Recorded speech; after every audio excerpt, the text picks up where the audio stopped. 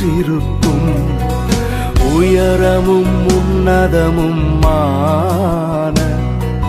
சிங்காசனத்தில் வீற்றிருக்கும் சேனைகளின் கர்த்தராகிய ராஜாவை என் கண்கள் காணட்டும்.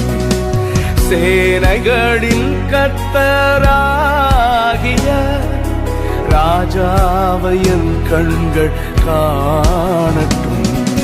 சேனைகளின் கர்த்தர் பரிசுத்தர், சேனைகளின் கர்த்தர் பரிசுத்தர், சேனைகளின் கர்த்தர் பரிசுத்தர்.